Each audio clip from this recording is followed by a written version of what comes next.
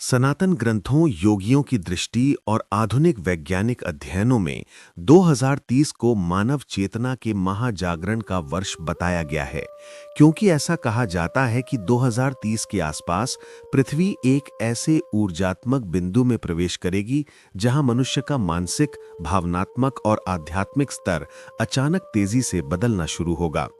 ऋषि मुनि कहते हैं कि जब पृथ्वी का ऊर्जा चक्र सूर्य के परिवर्तन के साथ मिल जाता है, तब मानव चेतना पर दोहरा प्रभाव पड़ता है, एक बाहरी और एक आंतरिक, और 2030 इसी दोहरे प्रभाव का वर्ष हो सकता है। इस साल लोग बिना किसी कारण गहरी संवेदनशीलता, तीव्र अंतर्ज्ञान और सत्य की ओर आकर्षण महसूस करेंगे।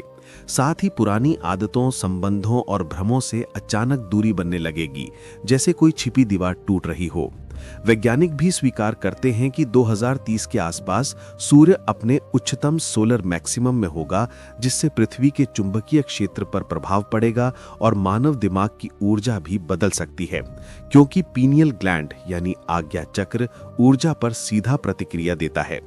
सनातन ग्रंथों में कहा गया है कि जब मनुष्य की चेतना उठती है, उसके भीतर प्रकाश और अंधकार की लड़ाई होती है। कुछ लोग गहरे आध्यात्मिक बनते हैं, कुछ बेचैन, कुछ आक्रामक और कुछ पूरी तरह कंफ्यूज्ड। यही कारण है कि 2030 को चेतना परीक्षण वर्ष भी कहा गया है, जहां मनुष्य अपने असली स्वरूप और छिपे हुए भय दोनों को महसूस करेगा।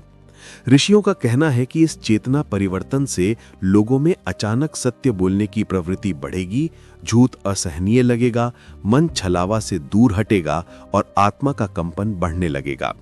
कई लोग ऐसी घटनाएं अनुभव करेंगे जो उन्हें लगेगा कि पहले से पता था या सपना सच हो गया।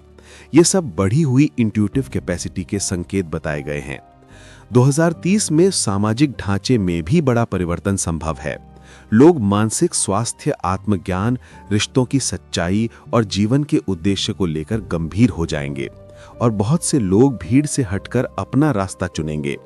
कई योगी कहते हैं कि 2030 वो वर्ष होगा जब पृथ्वी का फ्रीक्वेंसी लेवल पहली बार इतने ऊंचे कंपन में पहुंचेगा कि अधर्म और दुष्प्रवृत्तियां बेनकाब होने लगेंगी, और धर्म, सत्य, करुणा और जागरण का प्रकाश पहले से अधिक चमकने लगेगा।